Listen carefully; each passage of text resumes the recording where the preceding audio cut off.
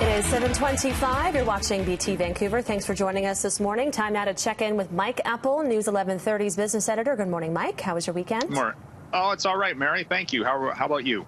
We are doing well. Thank you very much. Had a great weekend here. So let's talk oil. Drops to its lowest level since 1988.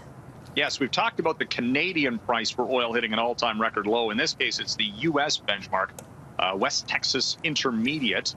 And the problem, as has been in the midst of this sell-off, Mary, there's too much oil, no demand, nobody's driving, nobody's flying, nobody's doing much of anything, of course, and there is no place to put it.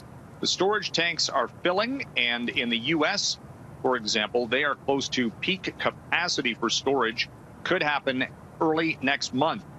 That'll coincide a little bit with OPEC's production cut, but again, if nobody's buying oil to move it through the system, where's it going to go? So, they're shutting down rigs as quickly as they can, but at less than $12 a barrel, companies aren't making any money on this. And of course, the bills are going to come due.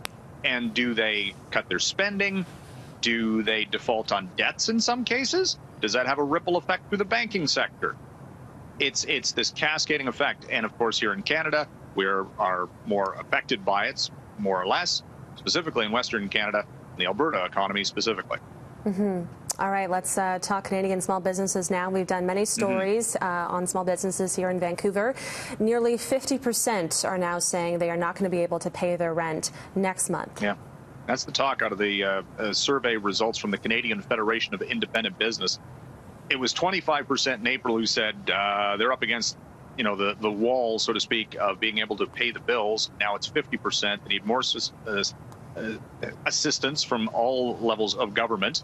And an interesting footnote to this was about half of the businesses surveyed trusted their landlords to be reasonable.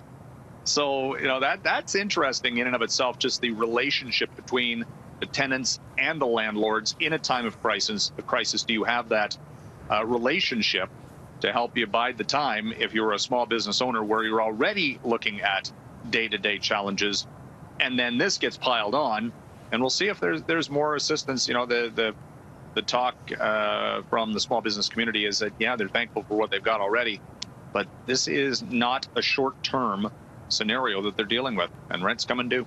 There's definitely both sides of the story. We haven't really explored the landlord side to the story yet, so hopefully that's the other problem, because they got to pay their mortgages, right? So it's easy to say defer my payment, but again, the ripple effect through the other side of it is just as substantial.